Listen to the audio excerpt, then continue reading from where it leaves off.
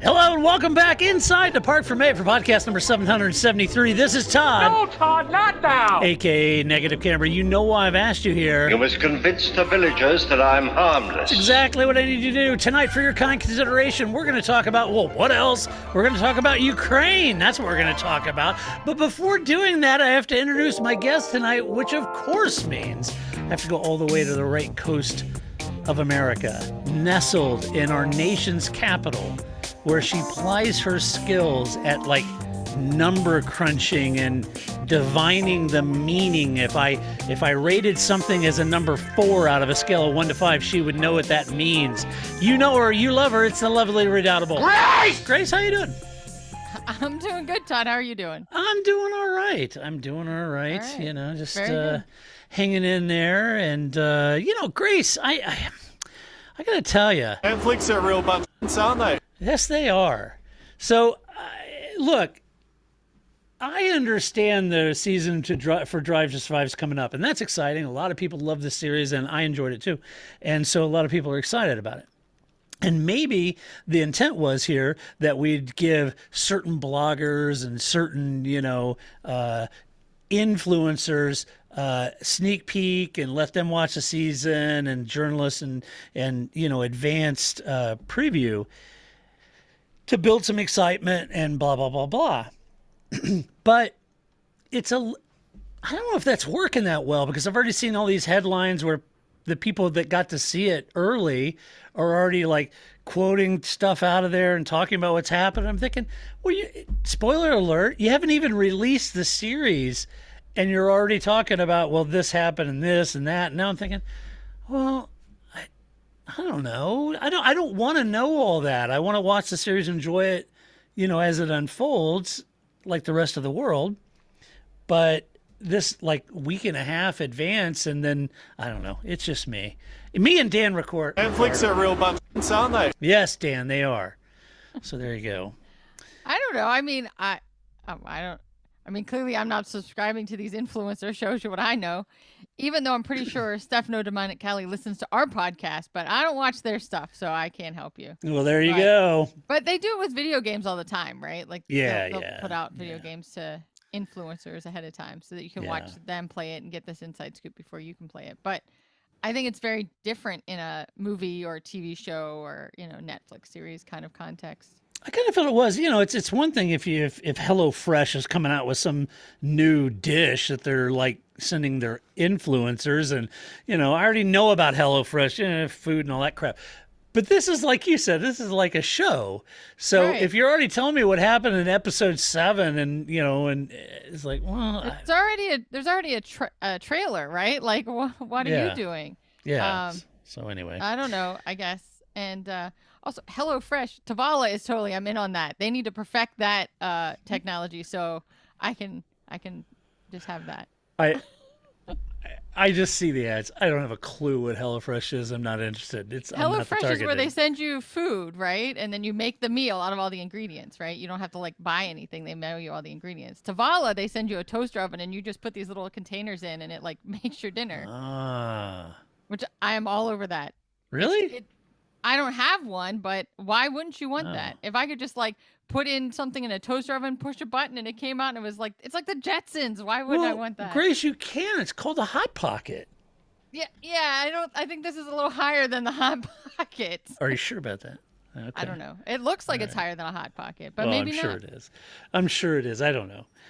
Just the idea of somebody send me a box of, send me a box of food. I don't know where that's been. I don't know. I did Blue Apron. This was years ago when Blue Apron was the first game in town. And the problem is that all their meals are either involve couscous, which Flip doesn't eat, or quinoa, which Flip doesn't eat. And so Flip, it was like, what's wrong with you?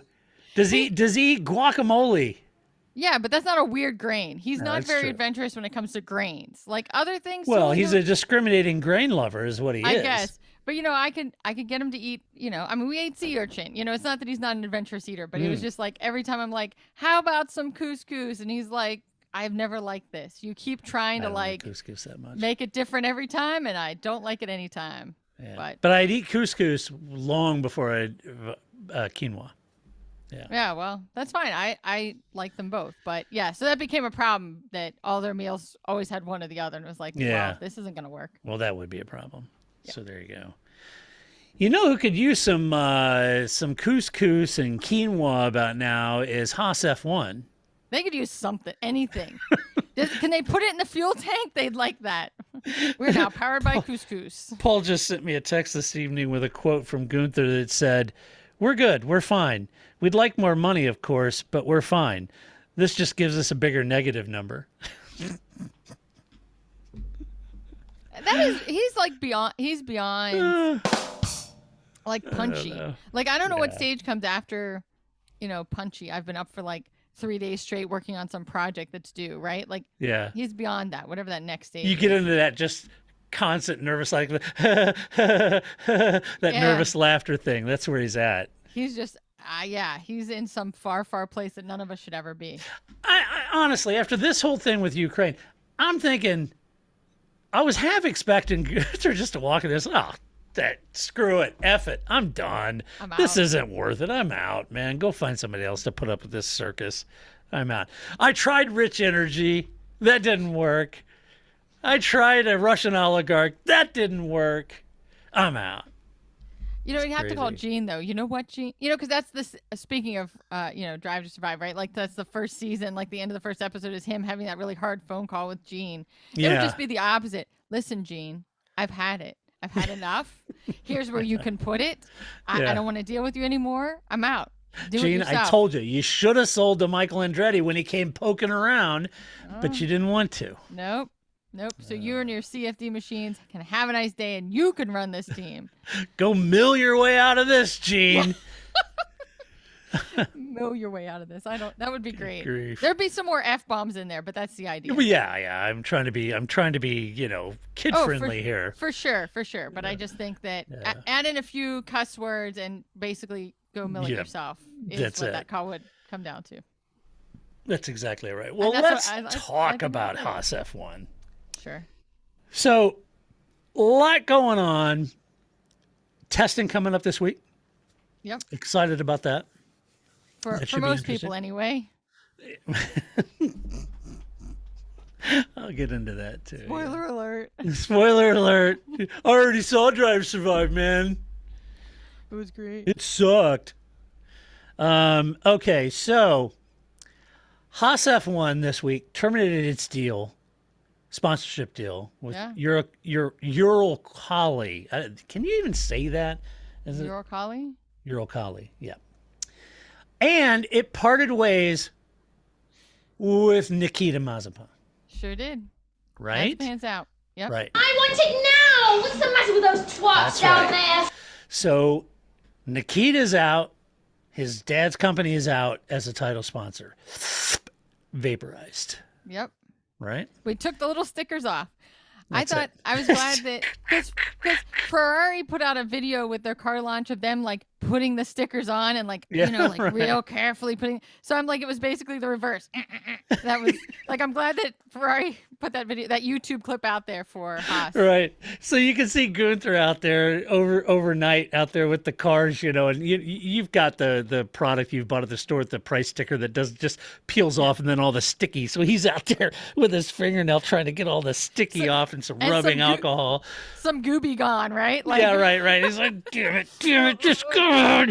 Who used this adhesive? This is terrible. Get me my putty knife. Yeah. Yeah, right. Exactly. So he's trying to get these sponsor stickers off that car. So here's what Haas had to say about the whole ordeal. Haas F1, quote, Haas F1 team has elected to terminate with immediate effect the title partnership of Uralkali. I don't know why I can't say that. I think in order for me to properly say it, I have to remove my tongue. And the driver contract of Nikita Mazepin. As with the rest of the Formula One community, the team is shocked and saddened by the invasion of Ukraine and wishes for a swift and peaceful end to the conflict, end quote. So, driven by that situation, they've terminated the sponsorship, parted ways with Nikita. Here, then, is what Nikita had to say. What does it all mean, Basil? That's not what he said. What he actually said is, nice melons. who throws a shoe? Honestly. So here's what Nikita said, quote, I am very disappointed to hear that my F1 contract has been terminated. While I understand the difficulties, the ruling from the FIA, plus my ongoing willingness to accept the conditions proposed in order to continue, were completely ignored, and no process was followed in this unilateral step. To those who have tried to understand, my eternal thanks. I have treasured my time in F1 and genuinely hope we can all be together again in better times. I will have more to say in the coming days. End quote. I'm pretty sure it's just going to say, go mill it yourself. It might say, Gene, go mill it yourself, Gene. Oh, man. I mean, what else is there for him to say? Well, yeah, I mean, Gunther's like, all right, give me your jacket, big boy. You're done. Yeah. Yeah, I mean, so he's not happy. Especially since it's not like anybody liked marzipan in the first place, right? It would be like if it was Pierre Gasly or even, Kvyat, right? Like this would be different. People might have different feelings about it, but your dad's an oligarch and you're here because of his money, so people are not as sympathetic as well, and I mean, look, yeah, you're right, Grace. I wouldn't say that he was winning any popularity contests, and that's even within the team, right? I just don't think he was. No. But very similar scenario with Lance, right? Very wealthy dad, billionaire dad in Canada. Not only bought his way into Formula One supporting Williams, bought a seat for his son, right? Now bought a team, right? His son drives for. But Canada's middle name isn't sports washing, right? No. Right. I understand that. I'm just saying I mean, you have to have a lot of money to be in the sport. And so I don't know who's paying for Daniel Kvyat to have been in Formula One, right? So some of that may be speaking out of turns. I don't know who sponsored him or where his money came from, right? But it is hard. You are an unliked person. You came in unliked and you're going out unliked. And I think when your teammates, the best thing your teammate has is he's my teammate. Yeah. It's not a ringing endorsement. It sure isn't. He couldn't even come up with, he's funny. He has nice hair. I like his dad. Nothing. He's my teammate. He has a nice sense of style. He's got a good sense of humor. Right. He makes a good gin and tonic. I mean, I don't know. He makes me rough. I don't know. So that's what Nikita. But look, I mean, we can't just throw out a Haas quote and a Nikita quote. We have to go to the Delphic Oracle of Formula One these days, Toto Wolff. Get down. Here's what Toto had to say about the whole thing. Formula One and the sport seems so minuscule in that context. He's talking about with the situation in Ukraine. So we decided not to race in Sochi, and I think that Formula One has given a robust statement like many other industries in the world. I think this is the overwhelming topic today and allows us to reflect on all the little annoyances we have in the sport, that there is so much more important than this. We have Ukrainians and Russians on the team, meaning his team. They have Ukrainians and Russians on the team. It is certainly not easy for all the individuals who have families there. It is tough times, and from a personal perspective, having grown up in Vienna with parents of Slavic background, I feel what is happening even closer to my heart. So that's what Toto had to say about this situation. So, Christian Horner. So if you're going to talk about Toto, it seems like only naturally, Grace, we got to talk about his arch nemesis, Christian Horner, right?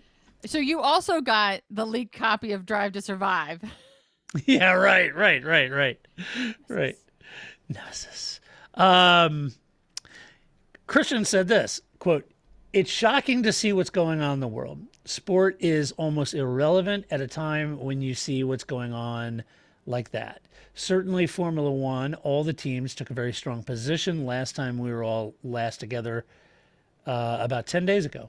We knew we needed to take a firm position, and with this, and obviously the Russian Grand Prix has been canceled. The contracts turn up. The team that had a Russian sponsor, meaning Haas, and a Russian driver, meaning Nikita, has decided they're going to remove the driver, so it's very difficult. Formula One, as a community, will come together and look to do something positive to support Ukraine. We're all together. It's not often we all agree on something, but this is a subject that absolutely there's unification throughout all of the teams and participants. So there's that. So those are their thoughts. Now, with regards to the FIA did come out and say that Russian personnel drivers could participate in motorsport sanctioned by the FIA or governed by the FIA, but they would have to do so under a neutral flag, and there would be no playing of the Russian national anthem. MotoGP went farther than that and just flat out banned Russians. And then even though the FIA came out with that decision, then Motorsport UK banned the Nikita and Russians from racing in the UK and Russian teams, et cetera, et cetera. And so there's varying levels of decisions from the governing bodies of motorsport, whether it's FIM for MotoGP, FIA, and those kind of things. So, and, you know, who knows what else we'll see. Yeah. Go ahead. Okay. I didn't want to interrupt. I was trying to be... No, you're good. All right, trying to be the conscientious co-host that I am never really. So I think that, but I think the thing is right, they talk about how sports is irrelevant. And I get like on a purely sports level, yes, that's true, right? Like I feel the same way, right? Like what do I do when there's all these things going on in the world? Why does this matter, right? I think we can all relate to that unless you have a job that's, you know, really important or whatever. You know, you're a doctor or a teacher or something. So I think that the other side of that is that sports washing is real. How many times do the Russian athletes have to be banned from the Olympics? You know, where there's so much money involved, and that this is what Russia does. And that's before you even get into them taking over other countries that where the heck have they been? It's about time somebody took a stand, right? Like we're just like, oh, now we have to get rid of Sochi. First of all, it's a terrible track. We've all known it. We still kept it. Why? Because we need the money. People in the world of sports, international sports, are going to have to let go of that. Whatever the like euphemism is for letting go of the teat of Russian money, they need to figure out how to do that, because that is what has been going on. Because who cares? Who cares that, oh, you can't have your national anthem and you can't have your flag. That's clearly not stopped them in the Olympics. It's clearly not stopped them from doping their figure skaters, right? Like, so I just think that it's this use of sports, and this is certainly something we've talked about all along, right? That in the same way that countries want to get nuclear weapons because it gets them at the table, they want to have big global sports because it gets them at the table, it gets them attention. Nobody does these giant global events for the payback, right? Like nobody's like, I'm going to host the Olympics because we're going to make so much money off it. Nobody makes money off the Olympics, right? They're at the like, it's a few more negative numbers like Haas is right now. And so why do you do it if it's not to make money? Well, this is that benefit, right? Because then you get to be seen on the global stage. You get to be taken seriously, or you get to be seen in a way that people overlook other things that you're doing. So I don't know. I think it's the same thing when Skip asked me about it. I mean, it was a tweet, so it was a very short statement, but, you know, about time. Why did it take this? Why did it take Russia, you know, trampsing into Ukraine for somebody to say, oh, maybe this was a problem? I guess now you have something. Now you're able to definitively say, this is a problem and we're going to stand up to it for now, because they've needed to stand up for it for a long time. Right. Yeah, so we've talked about that. I was reading an article over at Autosport. I miss them. By a guy named Stephen Licorice. Really? Yeah. That's great. Yeah. So, Steve you know. Licorice. I mean, that's just, you know, if you're Steve and you're, you know, trolling the streets of London throwing down the name Licorice. Steve Licorice. That's great. That's almost like a London gangsta name, you know? Steve Licorice. Steve Licorice. Yeah, I like it. I'm sure Steve is a strapping young lad of great ideas, but I was reading this article that he wrote. It was really talking about British motorsport and stuff, but the whole intro of it was sort of opining on Ukraine. And he was saying that motorsport feels inconsequential in comparison, and yet all sport can have a vital role to play in spreading a message of hope and uniting people. Already we've seen that in reference to the horrors befalling Ukraine. He said that the finding may be thousands of miles away from UK stores, but that has not stopped British motorsport governing body Motorsport UK from taking action. In contrast to somewhat minimal response from the FIA, all Russian and Belarusian licensed drivers and teams have been banned from competing in the UK.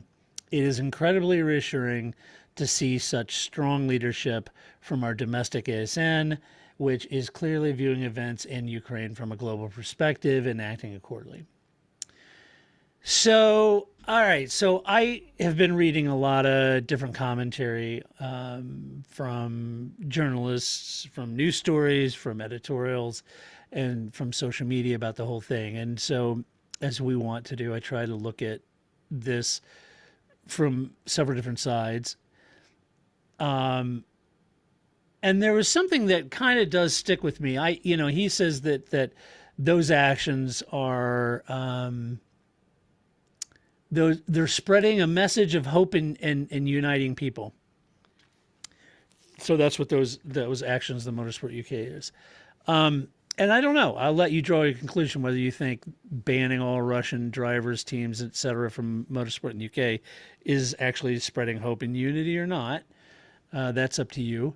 I've seen many folks say that Nikita's dad is best friends with Putin, that he's funding the war and many other accusations, but I've not read anything that really discusses that relationship more in depth or how involved or not involved Dmitry might be.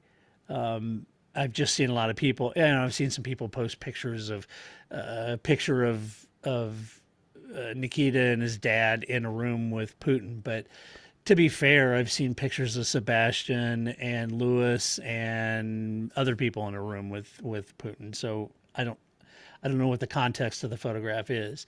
So I've seen that. We've talked about this, Grace. I believe Nikita was out of his element. I think he was sort of miscast for the play, and we've talked about that. And I think everybody listening to the podcast would realize that, his dad sponsored the team, got him a ride, fair enough, but he was, thrown into the deep end in Formula One. And I think, Grace, as you mentioned earlier, Haas needed the infusion and investment to keep things rolling at the team. Right. And I kind of feel like there's a part of me that kind of thinks the parting of the ways between Haas and the Mazepins was kind of inevitable, unless Mazepin was just going to outright buy the team, which we discussed in the past. Maybe that was what he wanted to do. I don't know. But I don't think it was going to last because I think it was a lot of tail wagging the dog there, and I don't know how healthy. There's accusations that you give Mick a better car and all that kind of crap, and I just don't think it was a really good union, and it could be for a host of different reasons. So I think in the long run, I think Nikita was out of his element. They did the sponsorship to have the cash to keep the team rolling. But then I started to see more as the week went on. I saw Russian-backed teams and drivers in the WEC now bowing out of the sport just days ahead of the season starting. I've seen that sport reopen entries to Le Mans 24 because of the loss of the teams that are bagging out. I saw that EA Sports is taking upon themselves to remove Russian players and teams out of their FIFA game. I've seen politicians here in the States suggest that all Russian students should be rounded up and sent home, back to Russia. I kind of feel like, in some sense, it's one thing for NATO nations to place sanctions and pressure on the Russian government. But I kind of feel like it's something else when game makers target Russians individually in their game, or racing organizers start targeting Russian drivers in the series. And that, to me, is something else. Yet the IOC marketing director, a guy named Terrence Bull, said, "I believe Russia must pay the price, and sadly that includes her athletes as well." So, okay, I don't know where you I don't know where to step in here. No, go ahead. Step in. Okay. So I guess to your first point, is this open? No, because we're not going to do anything, right? This is going to end. I mean, this is again, it's the NFL with all the players having like little little phrases on the back of their helmets, or we're going to paint the end zone in rainbow colors. And so in some ways this isn't helping. It just makes people feel better. It makes them look like they're being responsive. Are they actually being responsive? Probably not, right? It's just enough to kind of keep people from not buying FIFA, or I refuse to buy Apple products, or whatever that thing is, right? It's just a token. And that is not helpful either, right? You want real support and real change, and not just to paint your end zone and racism. Have we ended it? No. Why? Because it takes more than painting your end zone or putting little phrases on the back of your helmet to make real change, right? It is something. It is not nothing, but is it actual change? Is it actual hope and unity? No. Yeah. So I think in that sense, this isn't going to be any different. And you are going to see a lot of companies move to make change, because there is, at the most thoughtful place, to do nothing, to be inactive doesn't feel right. So that's what's in their grasp. That's what's in their ability. So if whoever's in charge of the, EA Sports, they want to do something, they don't have control over a lot of things, but they have control over their game, right? And if they feel that people are suddenly not going to play their game or buy their game because there are Russian players in it, then it may be a knee-jerk reaction to take those players out. Well, that doesn't seem virtuous. It seems opportunistic, and they don't want to lose sales. Yeah, I agree. It's not brave. Painting your end zone is not brave. It's not brave. Right? And so I am agreeing with you. And I think that it often becomes a knee-jerk reaction instead of a well-thought-out reaction, because if it was a well-thought-out reaction, we wouldn't be in this situation in the first place, because you would have stopped taking Russian money a long time ago. Right. And there was a person on Twitter that had sent me a link to a person who was kind of saying that, that they should start vetting where the sponsor money is coming from, et cetera, et cetera.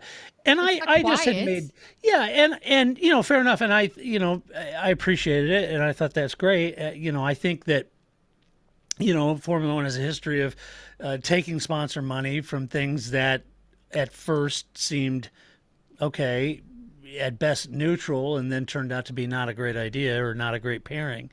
Right. And not just on world global politics, but even like Rich Energy, that was a dodgy thing from the day it landed, right?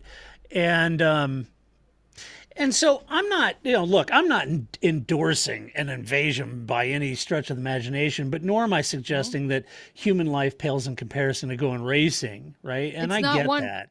It's not a safety argument. No. You're not saying one or the other. No. Right. But I do feel like it's a bit of a race here in the West anyway.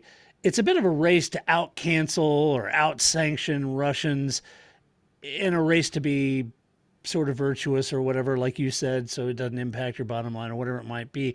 Now, having said that, I mean, look, I try to look at a couple different angles of this, and I think, Grace, we've talked about this in the past. Having said that, there is a case of F1 boycotting back, what was in the 80s, the South African Grand Prix over apartheid, right? Right. And while I'm not a fan of just grouping everyone together in a tribe and then persecuting everyone just based on my ability and very lazy attempt to put everybody in a group, I'm on an individual level anyway, sport has shown to be impactful on a nation level. And this is to your point at the top of the cast. Let's be honest. There are some races, as you suggest, and that we've talked about, that have joined the calendar with what journalists have called sport washing, right?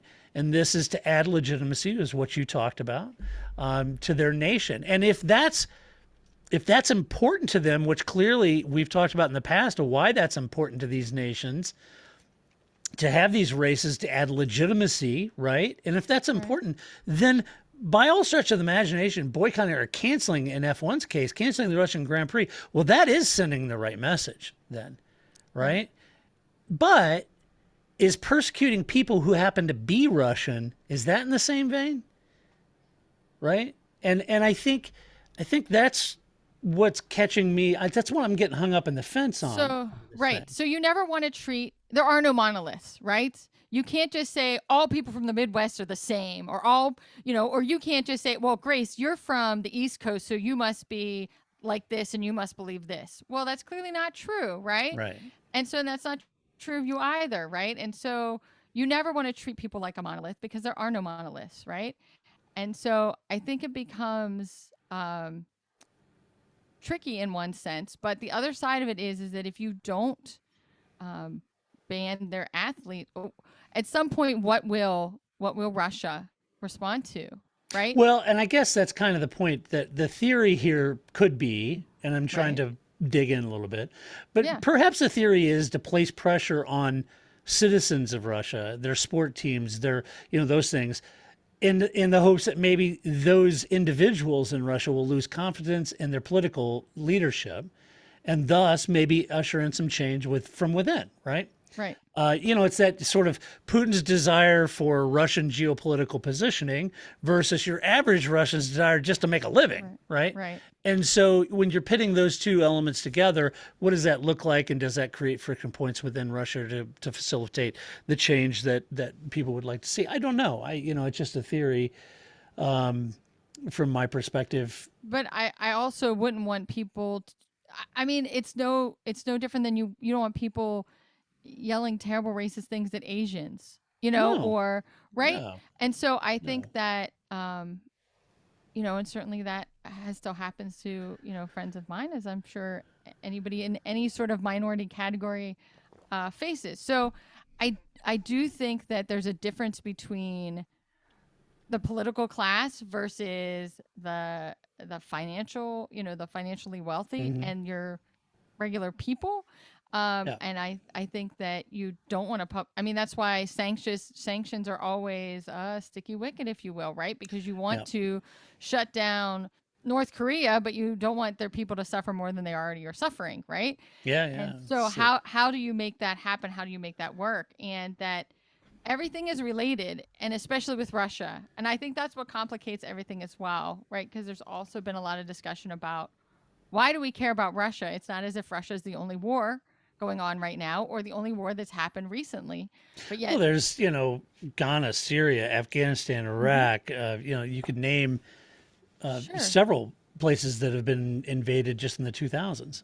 Right. And so I think that part of that discussion is, if you think of some place like Ethiopia and Yemen that are currently having wars in their country, we aren't as a country as globally attached to them. And so then it doesn't get the news coverage, because news, especially here, I can only speak to what we watch here in the States, it still has to make a profit. It has to turn entertainment. It has to get eyeballs on the screen, or it's not going to succeed.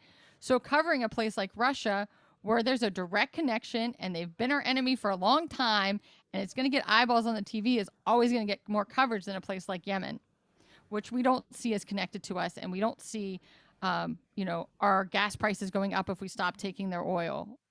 So it's always a very different world now because of that intertwinedness.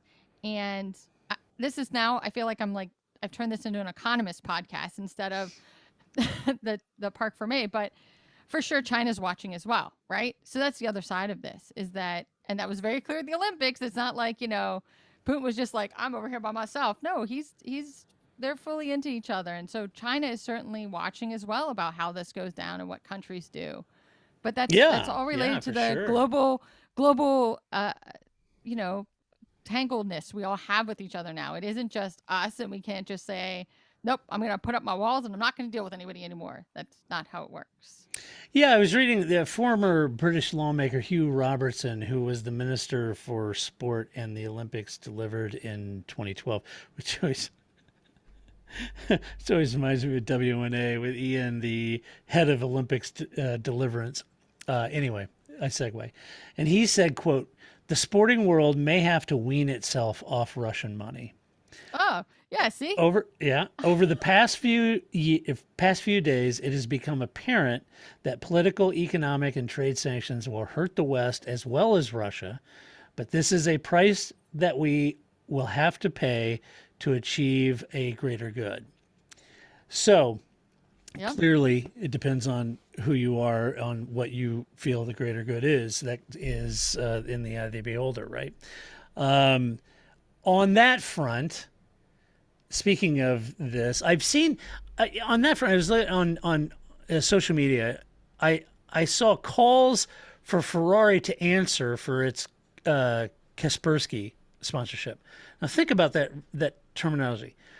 It was Ferrari must answer for its Kaspersky sponsorship. Yeah.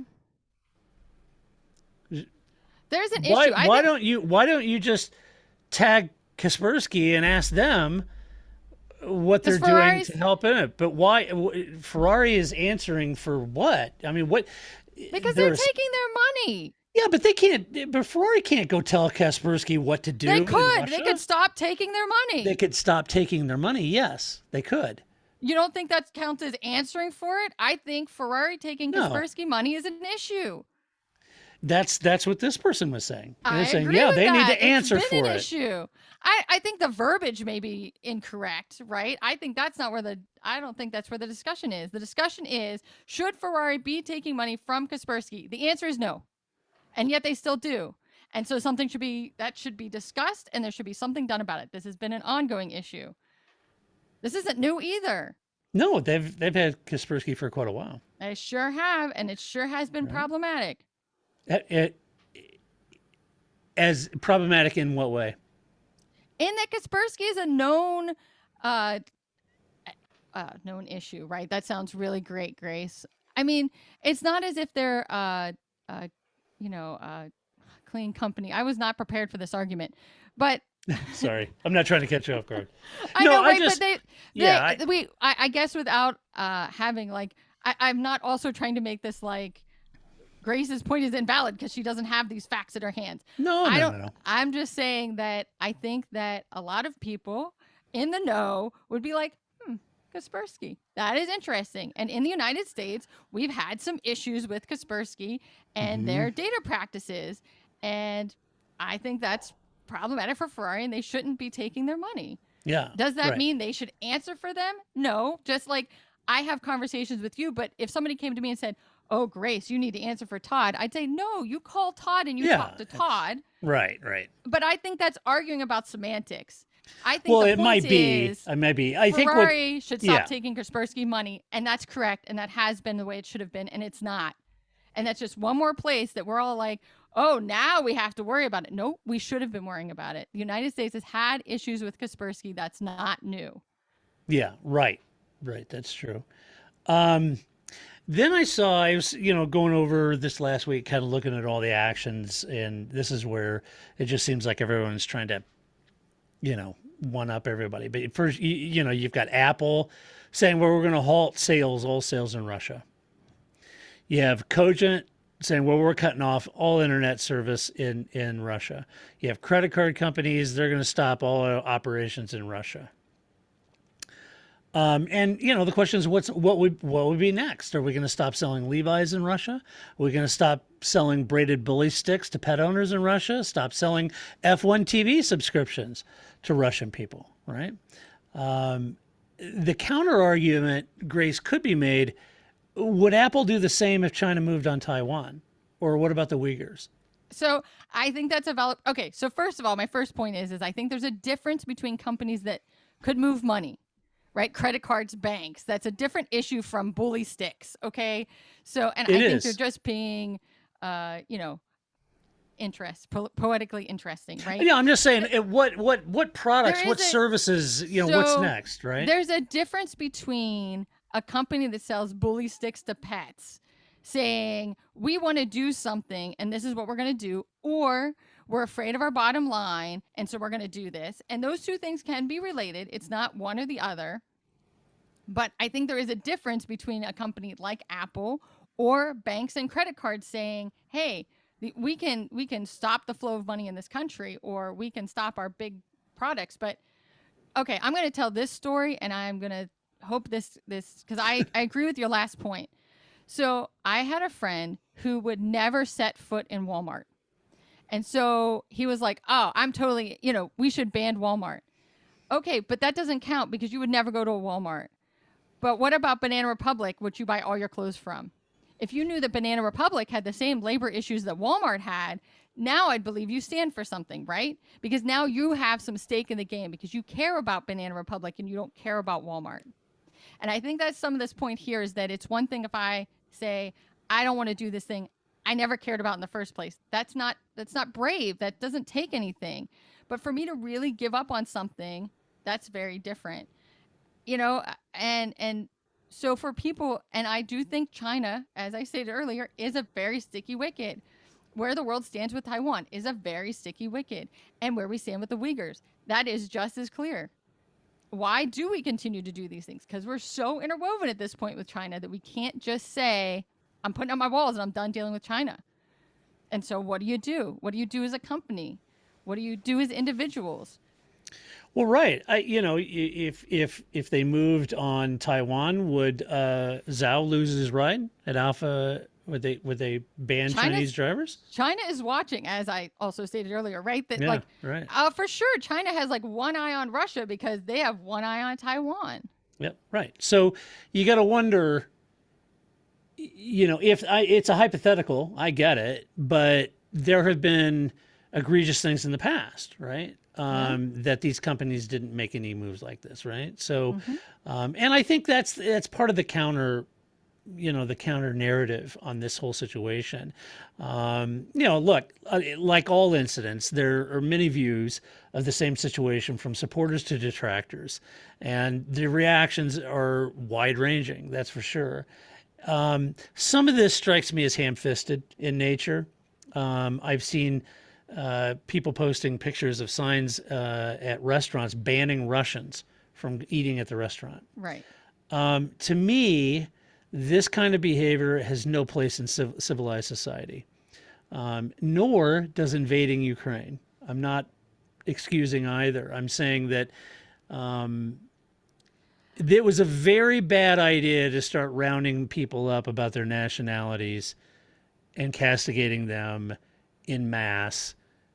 As you said, everybody on the East Coast, you live on the East Coast, that's a bad idea. It didn't go over well in history. It didn't end well in history. It's not a good idea. It's lazy, and it shouldn't be tolerated in a civil society. I'm sorry. No. But I think we also have to be careful to not commingle things, right? We can't say what, Company A, Company B, and some dude that owns a restaurant in downtown St. Louis who put up a sign that said ban Russian are all on the same level either. No, right? They're not. So I think that, of course, some people are always going to have, I will use your phrase, ham-fisted moments, right? There are always going to be people that overreact, but we can't just say, here's a legitimate thing, here's a legitimate thing, here's this crazy thing over here, and then go, see, they're all crazy. I'm not trying to say that's what you're doing, but that is what people do. They will commingle all 5 of these things together and go, see, we shouldn't be doing these things. Yeah, they're all varying levels of impact. Right. For Some sure. of them are just knee-jerk reactions. Some of them are like, really, this is what we're doing? But some of them are a legitimate way forward. Right. So, yeah, like you said, like a credit card, if all the banks and financial system just stopped all transaction in Russia, right? Well, that'll get everybody's attention pretty quick. But that's going to wreak a lot of havoc on the citizens, on everyone, right? That's right. So, I was reading an article today. I was trying to find points and counterpoints. I was trying to look at this, and I'm always intrigued about because I see majority of social media, all of the media, the newspaper, everybody's all in on let's hunt down the Russians, blah blah blah. And I thought, okay, so wait a minute, all right, and so let's look at what their counter arguments are and where their positions are, right, and why's, right? Because this is as you mentioned before we started recording, this has been a long, ongoing situation for a long time. It didn't just start 11 days ago. Right. So this all is about NATO and border, and it's a big topic that has nothing to do with motorsport. But when I was looking at the other part of that, I was thinking, well, you've got, the oligarchs, which it's, said that that's Nikita's dad. And so you've got a guy who's in business. He's a billionaire. That business is in conjunction working with the state for its own selfish reasons or dubious reasons or whatever it might be, right? Because it's oligarch. And then, if you were on the other side of the fence, you'd be looking, okay, well, you've got these governments in the West, and they're all teamed up with all these big corporations shutting down our financial system, shutting down this, turning off Facebook, turning off social media, stopping internet. You could see where there's all kinds of different sides to this issue.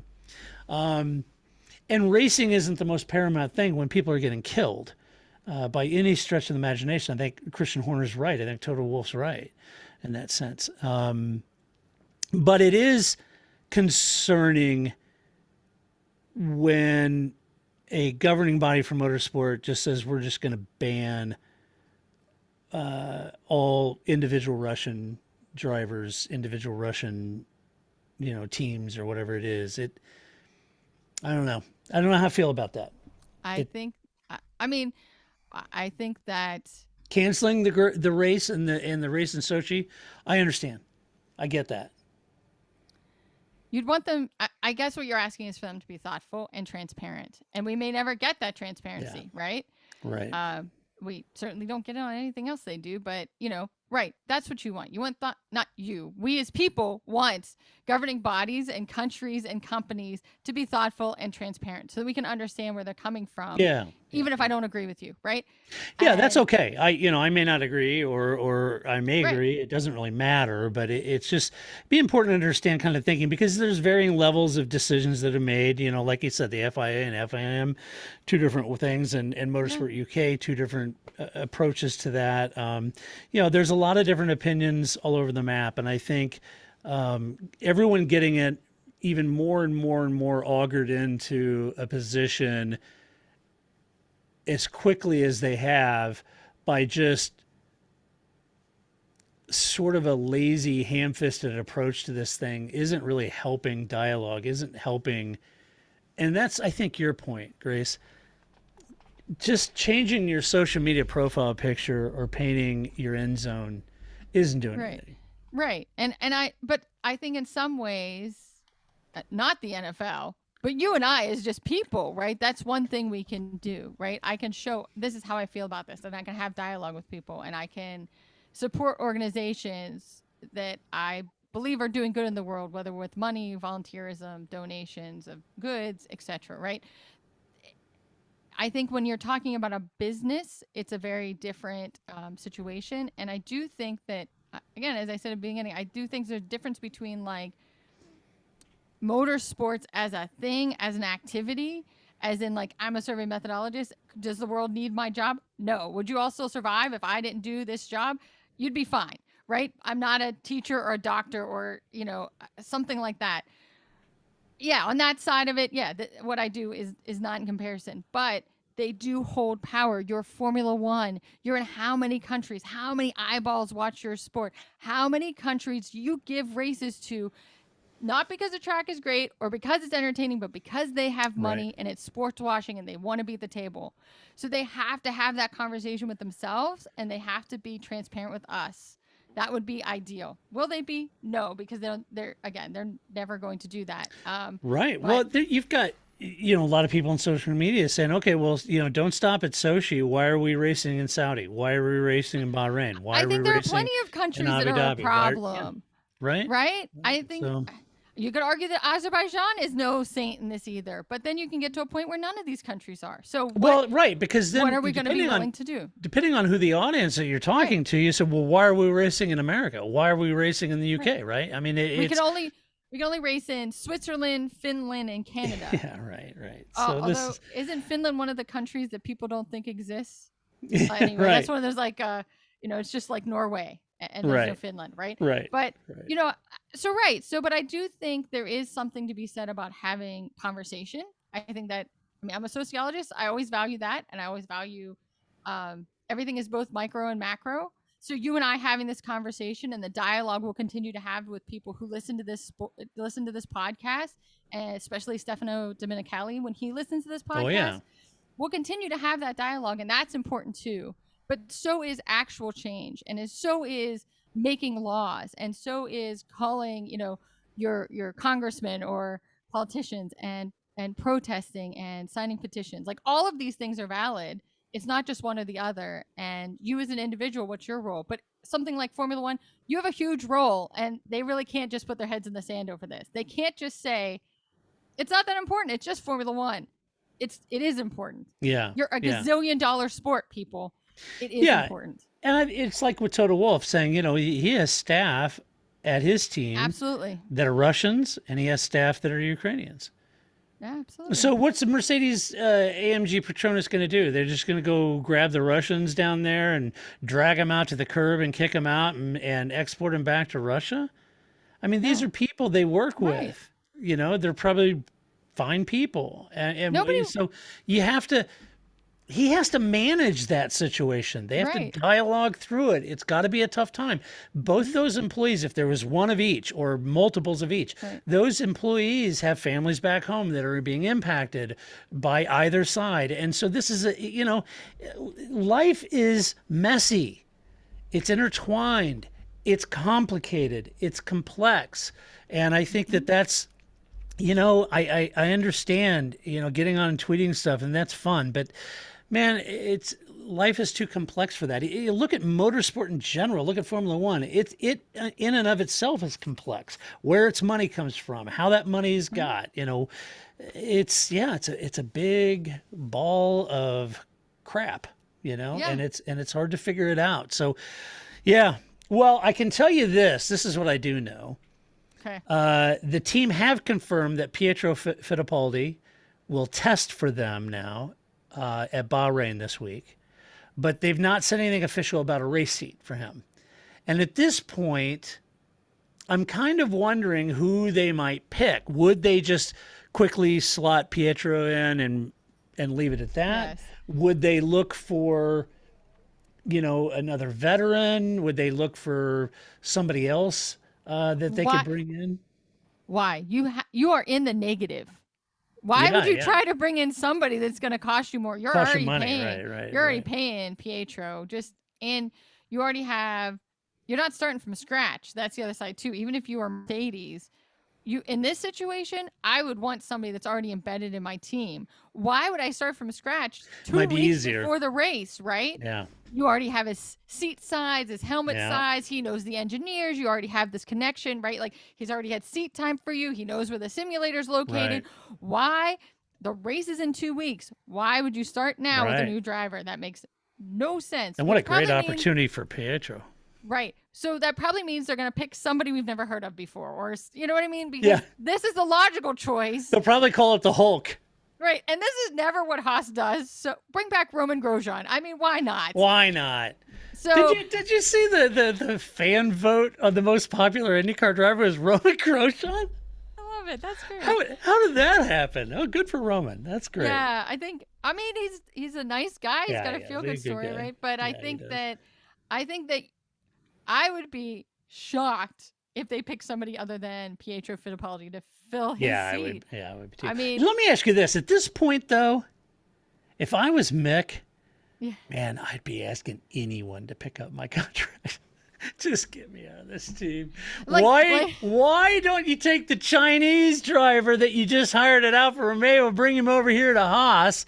Since that's kind of how they roll. And then, he's a rookie and you've got you had a rookie, basically. So why not bring him over? Because they're looking for young drivers with a lot of money behind him. And I could go to Alpha.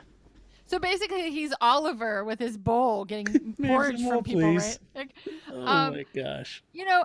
I don't know. I was thinking that too. Is that where this? I think that's another thing with Formula One drivers, unlike other sports, is how much money it costs for a driver and how much money a driver has to bring to a sport, and how much of that money is questionable, right? Yeah. Pastor Maldonado was not in the sport because he was a great driver, right? No. He had that Oil Chavez money, and that's why he was there. So I think unlike other sports, because certainly, I live in a hockey town, right? And there's been a lot of conversation about, Ovechkin and Russians in hockey and what do you do? That's in some ways a different situation because Ovechkin doesn't play hockey because Russia gave him a lot of money to do it.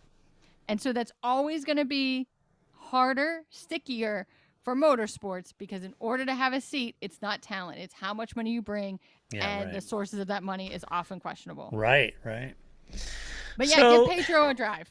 I agree. Why not? What the hell? Also, Aston Martin has to show potential to keep Vettel. I thought this was interesting. So the 4-time champ is out of a contract at the end of this year, and the new team boss, Michael Crack. Yes. Michael Crack. Ooh, good idea. Well, I'm going to start saying it that way so I'm not going to confuse things.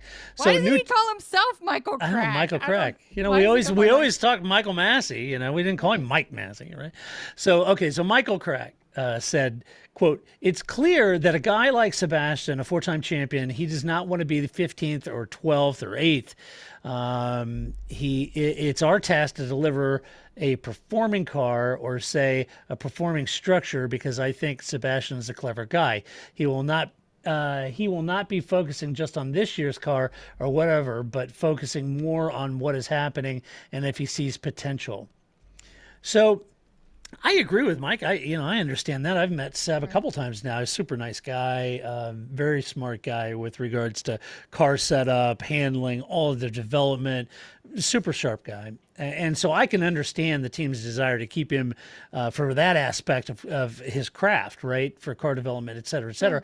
And not only that, but imparting some wisdom and, stuff with Lance. And I get all that. However, I get to thinking, how much do you think Seb still wants to do this? And if there might be some less expensive options for the team, like, I don't know, Pierre Gasly, Daniel Ricciardo, if he doesn't stay at McLaren, which I think he will, but, or maybe, hey, look at this. If Perez gets supplanted by Gasly, maybe you take Sergio back, right? If he could be less expensive than Seb. Would Sergio go back? I don't think so. I don't think so either. Yeah. I don't. Why don't you? You know what I would do? I would go pick up Mick Schumacher. Name brand, boom. Why don't you hire Ron Dennis to run McLaren and then see if Perez goes back to McLaren? Why don't we just try that too? Right, or Alonso. Yeah. Right, he's not going back. There's no way. So they could pick up Schumacher though. That would be good. They could. That would be good. So I don't know.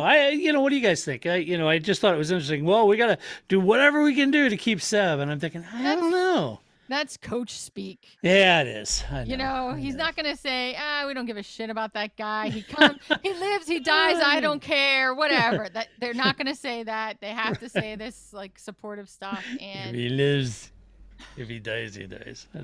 Was that Drago? Look at you. Total Russian reference there. I got it. Oh, well, I just always, I always use that. He dies. Yeah, it's from Rambo. Or, not Rambo. No, Rocky. Rocky. I was like, it's the other Stallone movie, Rocky. Right. Anyway, because I also argue that that's the movie where they have a robot, where Uncle Paulie has a robot. And that's right. Have a robot. So what the hell? Right. Come on, people. Where's my robot? But anyway, he can't say that. He has to say something nice and supportive. And the season starts in 2 weeks. Like, maybe we'll see like 12 races in how you feel about Vettel, but right now everybody loves everybody, right? Yeah.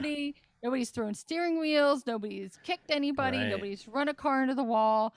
It is like preseason for Washington football fans. Right now is the best. We're gonna win. We're going to the Super. I'm not a Washington football fan, but I live here, so you hear this all the time in the preseason, right? This is the year we're going to the Super Bowl. It's not.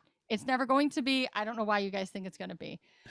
So, but hope springs eternal before that. Sure. So, well, it's hope and unity, according to Mr. Licorice. Well, I mean, I think Mr. Licorice has, it may be a pipe dream, but I do think it is important, anyway. It's good. People should say good things, nice, positive things too, even if I don't think it's going to help. Hey, you know what else happened? Max Verstappen doubled his salary. It was reported that Max Verstappen inked a new 5-year deal for £200 million, which is on par with Lewis money, by the way, and double his current salary. His extension is on top of the 2 seasons he has left. So that means that the Dutchman, the plucky teen Max Verstappen, will be there until 2028. They had to pay him. This is the best time for him to go somewhere else, right? No doubt. You just won Miss America. This is your time to find some new man, right? Like that's exactly right. So Max is a special talent to be sure. And while at first glance you might be forgiven for thinking, Max has only got 1 title, Lewis has 7, and that hardly warrants paying him Lewis-style money, right? Wow. But I recall when Lewis inked the deal with the Mercedes, and he got Schumacher-style money, right? I think it was sort of the same argument at the time, and it was like, oh, I don't know. But in the end, though, you're investing as much as you are paying him for his success and what he did recently, and this is for any of them, but it's what they did. But you're also investing in future potential and paying a premium for the presumed titles that this driver would deliver you as long as you give him a car, right? You're also keeping him in your stable, right? So it's really kind of accomplishing 2 or 3 things. So that is correct. Because I saw a couple comments, why would they pay him, the kind of Lewis money? The guy's got 7 titles. And I agree. Max doesn't have 7 titles, but Lewis didn't have 7 titles when he signed the deal with Merck for that kind of, massive money, right? I mean, Lewis is also an outlier, right? So yeah, he's a extraordinary talent, no doubt about it. But I think this is definitely, if you don't do it, this feels very, geopolitical again, right? But if there's a country and the United States doesn't get involved, somebody's going to get involved. So sometimes the United States gets involved even if they don't want to, because if they don't, who is going to get involved? Right. So I think that it's the same thing, right? If Red Bull's not going to pay him, somebody's going to pay Somebody's him. going to. They're not going to want that. So, you got to. And it would probably be Toto. Yeah. So also, quick note, Emily extends a deal or signs a deal to continue the Emilia-Romagna Grand Prix at Imola until 2025. So having been a backup track during COVID times, now it's permanently on the calendar to 2025. So welcome back, Imola. Great to have you back. Yeah, absolutely. Yeah, so it's Great good. Let's do some Albin's Cats.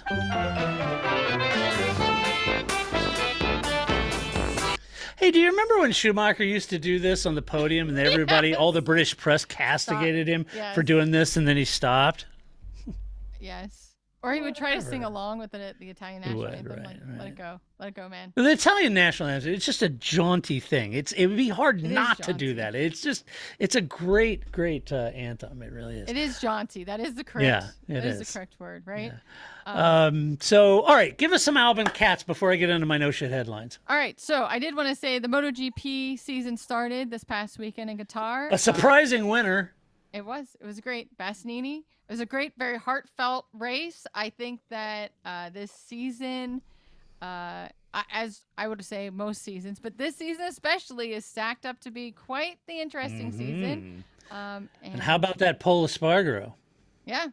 Who, I am always impressed by how they're able to repeat themselves, but not make it sound like they're repeating themselves, right? Yeah. So, because I just kind of had, because after the race, they just play everything, right? They do their little after the flag, then they play all the press stuff. Yeah. It was this is the 13th time Pol Espargaro has said the same thing, but always very nice. Seems like a very nice person, right? Very upbeat. It was just really funny. And then I also think that, clearly I'm a Washington Wizards fan. And so the only time the Wizards, because they're not very good usually, get any press is because of some other team. The Wizards beat the Lakers. We beat the Lakers. This isn't about the Lakers, right? But it's always about the Lakers, right? And so I felt it was the same way because every question was what do you think's up with Marc Marquez? And again, this is where I think they're better people than I am. Because after the third person asked me Marc Marquez, I've been like, look, I don't give a shit. I am the one that's on the podium. I am Paul Espargaro. I don't care about Marc Marquez or the problems he's having with the bike, right? Right. I'm the Washington Wizards. I don't care about the Lakers, right? But Well, and that answers Nick Harris's famous question, does anybody have anything for Marc Marquez? Of course, apparently they do. We'll see what Fabio's up to. He did a lot of kvetching is the word I would use in the off season. Yes, so okay. We'll see how that paid off. But anyway, 2 weeks, we have the Formula One. It should be a good weekend, right? First Formula One race in Bahrain, new race in Thailand for MotoGP. And so be sure to check that out. It's looking to be a good season as always. Right. I did also want to note that if any of you were like, what should we watch tonight? I would recommend this series called Bad Sports on Netflix. I've only watched one episode, but based on the one episode, it was really good. It was based on Randy Lanier, who raced in IMSA racing at Indianapolis and raced also at Indianapolis. Yes. Who paid for his car by selling a lot of pot, like a lot of pot. And so it's just great. It's the way they put the episode together is great. They interview Randy. They interview everybody that's involved with it. So if you're just like, I don't know what we should watch tonight, I'd highly recommend that. It was very entertaining. And I expect a lot of other things out of the other, 10 episodes we didn't watch yet. Right. And then I also did want to give a shout out to what appears to be your new look this evening, sir. What, no polo shirt? You're like... yeah, no. you're like fancying it up for us here. I layered up a little, you know? It's like 80 degrees here. It's not here. It's supposed to snow soon. Oh, gosh. I know, and then that's coming our way, right? Like Wednesday, I'll be like, damn it, Todd, it's cold, and this is your fault, right? But don't worry, spring and summer is coming, and you will see a non-stop large pony polo shirt cavalcade all summer long. So don't worry about it. I'm a one-trick pony, you know. I'm not a slave to fashion, and even if I got fashion, I don't, I can't pull it off like Lewis does. So nobody can. Nobody can. But I also am definitely that person that's like, if I find a pair of pants I like and it comes in multiple colors, I buy all. You buy all the colors, right? Because then it all fits, it all works. And I'm in the winter it's flannel and boots. That's just it. Yeah. That's cold out there. That's my standard issue uniform. Yeah. So but thanks for noticing. I did. Well, I look at you every week, most weeks. I know. You have to. It's tragic. Imagine being my wife having to see me every day. Oh, come on. It's not that bad. Cool. All right. You want some no shit headlines? This is what I got this week. Always. Lewis Hamilton asks Zendaya for a role in Euphoria at Paris Fashion Week as F1 star targets acting breakthrough. How's that for? That was a I joke. mean, that's pretty much the whole story. I mean, that's a headline. Yeah, I don't know. By the way, Grace, who is Zendaya? Did you really just ask me that? I did. I don't know who that is. Okay, I want you, when we're done with this, to go text either of your daughters, and they'll be able to answer that question. Will they? Okay. Yeah, because I don't know. I'm too old. You got to get with it. I know. Get with it. Euphoria is the big show right now. I have not watched it. Yes, because it's about drug culture and kids, and maybe you shouldn't watch it. You still have daughters in that age group. Yeah.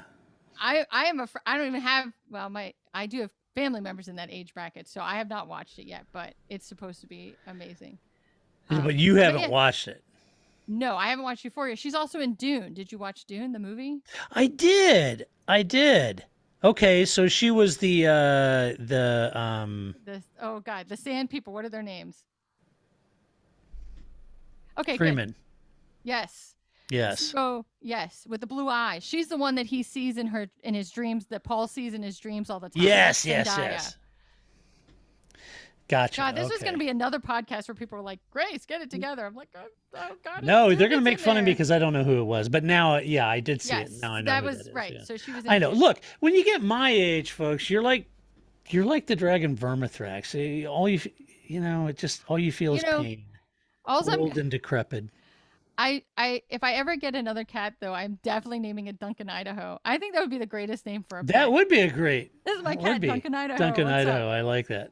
I know. That's a good name. It's good. All right. Next one is motorsport star turned porn star Renee Gracie wants to return to racing but fears being targeted by rivals. What? Just I don't know what this story. Okay. okay. That good.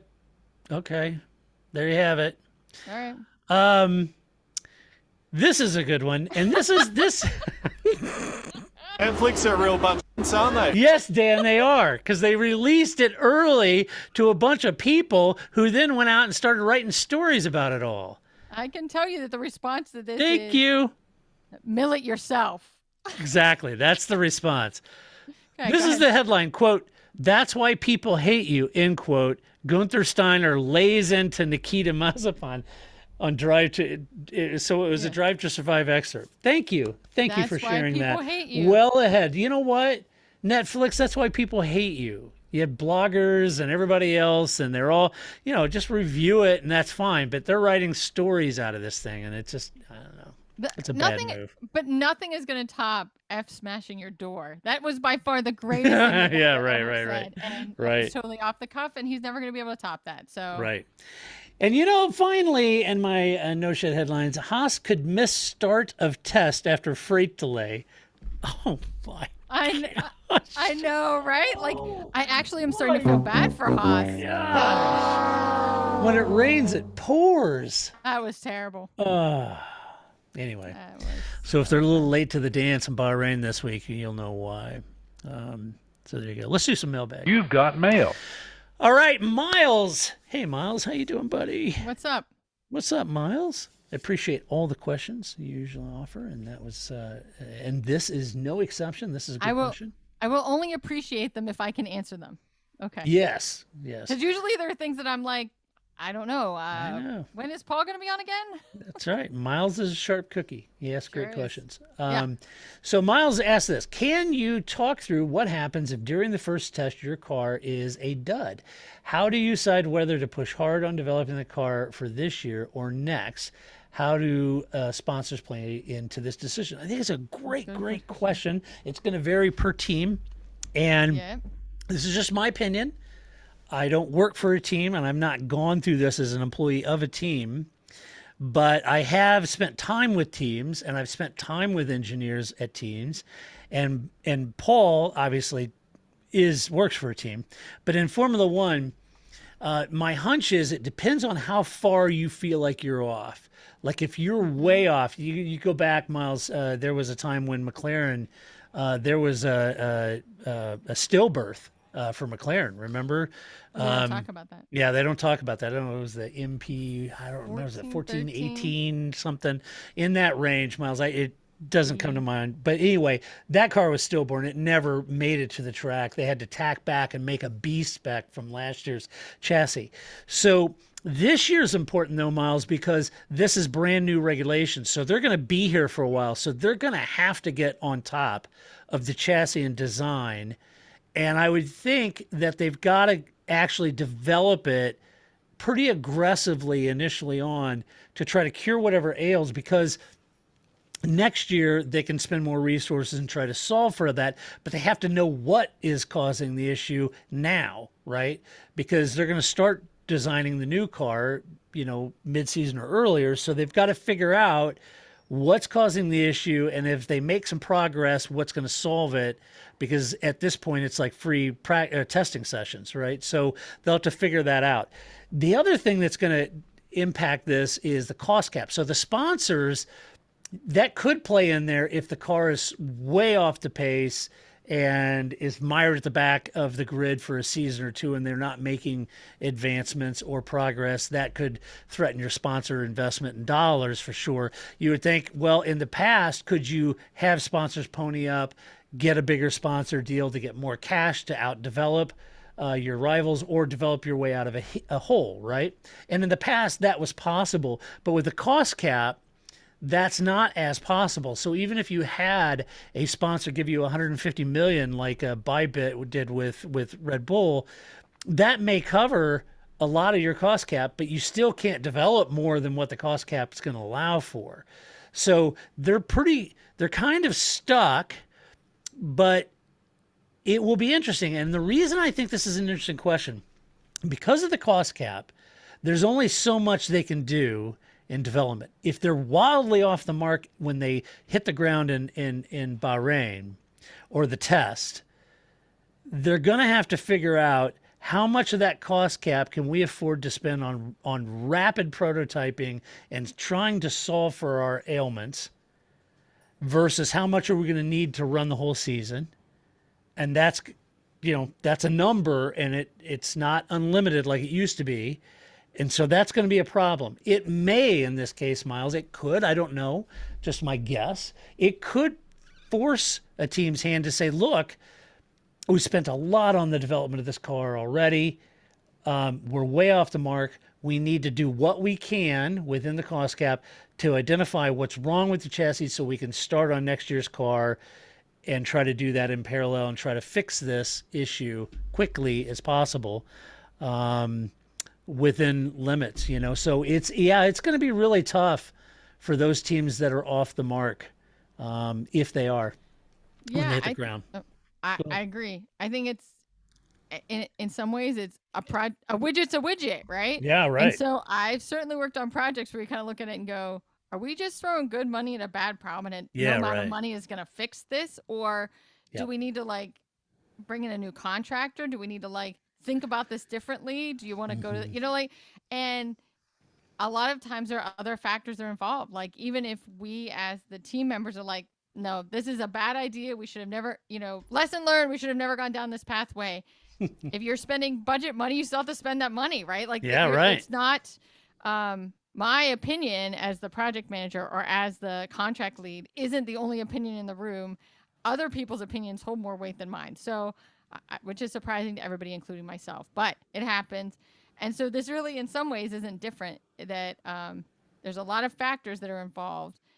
But yeah, if you got to that first day of testing, and especially I think also if you look around at your rivals and you're like, they don't have this problem, you're the only one with the problem, that's really a problem, right? Because then you're really in the hole. Whereas if you all kind of are suffering, if everybody's porpoising, I can't believe we had a whole podcast and nobody mentioned porpoising. I know. If everybody's porpoising, you're like, okay, this sucks, but we're gonna fix it, and everybody's having the same problem, and so we can all figure out how to fix this. But if you're the only one that's out there porpoising, oh boy, you're in trouble. Yeah, we got to fix that quick. So I think there's a lot of factors involved, and of course, people who gave you money expect results. Yeah, and that is always true, regardless of what your widget is, right? Right. I think also, if you're Haas, the question is, how do you decide whether to push hard on developing the car for this year, or do you just focus on next year? Yeah. I think if you're Haas, that decision is made much sooner for you based on the amount of resources you have pre-cost cap versus Mercedes. And I think even last year we saw Mercedes engineer and develop their way out of a hole. And they did an incredible job, by the way. And so I think that for the teams that don't quite have those resources. But with the cost cap, it's a little different, right? That's the idea of the cost cap. Yeah, it's a little different. So, yeah, watch this space, though, Miles. It's a great question. It is a good and I'm question. intrigued to see the cars, if, anyone's way off the mark. And if they are, what will their decision be on how much they pour into it, given there's a cost cap, given the limited resource? So it's going to be a great question, and interesting to watch. So anyway, all right, Grace, that does it for this podcast. But as always, thank you to all of our Patreon supporters out there. We could not and would not do this podcast without you. We do post these podcasts in video form on our YouTube channel. Be sure to subscribe, hit like on the YouTube channel. If you like the podcast, go over to Apple iTunes and give us a good rating over there. We'd appreciate that. Share it with a friend, of course. And huge thank you to Paul for really coming on twice in a row. Paul's a busy guy, And but it's testing this weekend, so that's going to be exciting. Be sure to check that out. You can share your opinion. Just go to theparcferme.com and share your opinion. Just do it with decorum and civility. As always, no personal attacks. And until Grace and I come back next week and do it all over again. This is Todd, a.k.a. Negative Camper, saying so long, Grace. See you in a couple weeks. That's it, man. Game over, man. It's game over.